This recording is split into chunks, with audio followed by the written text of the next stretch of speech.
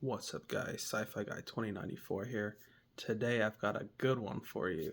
I just got back from Masters of the Universe.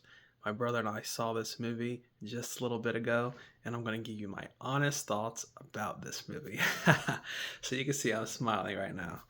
This movie is it's a classic hero's tale journey. Um, it's very formulaic and familiar, but don't let that dissuade you because it's still a good time. If you grew up with the 80s show, you're going to like it. If you grew up with the reboot from 2002, which is the one I grew up watching, you're going to like it too. If you never even watched Masters of the Universe ever in your life, I think you're going to like it just because it's a familiar story. We have this young hero who needs to gain the power to free his people from Skeletor.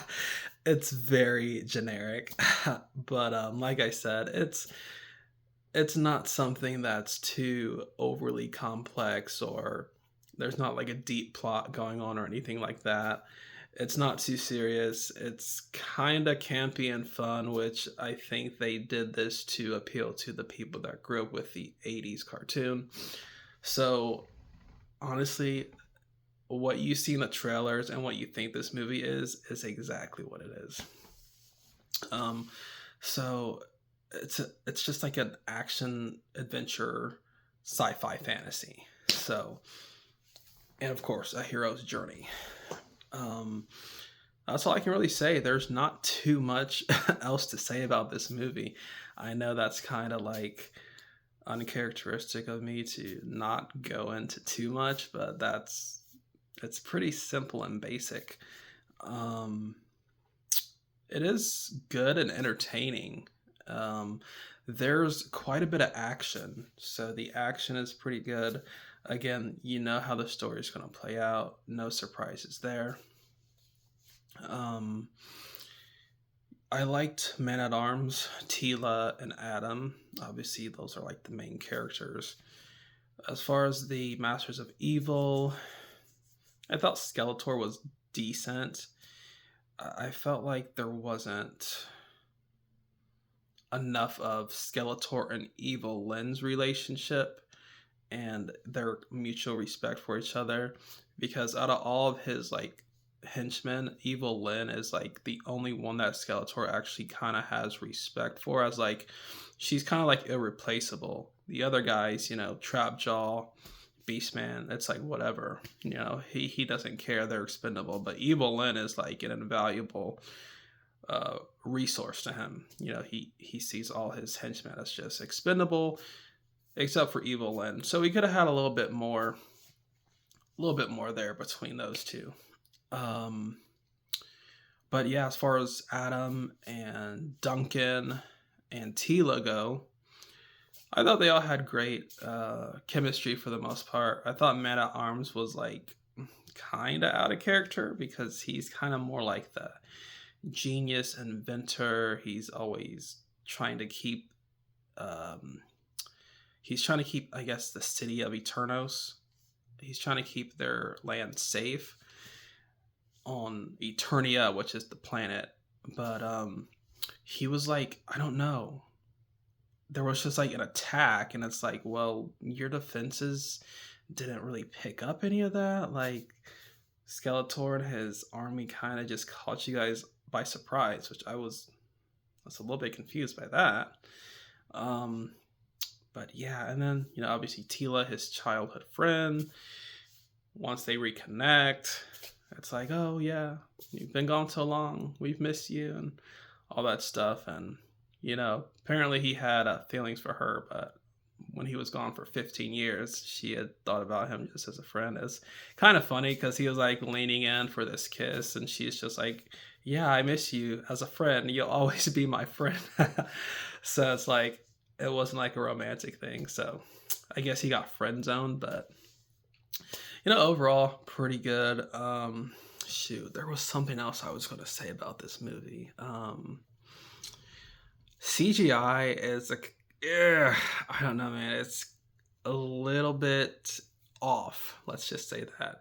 Thought we could have had some better special effects with Beastman, Cringer, and I think Skeletor. Could have had way more detail in the face. I'm a huge fan of like practical makeup and effects. I mean, it's kind of hard to do a skull face and make it talk, but it kind of has to be CGI. But overall, good action adventure movie. If you grew up watching Masters of the Universe, or we just called it He-Man growing up, if you watched He-Man growing up, I think you will like this movie. It's enjoyable, a fun time.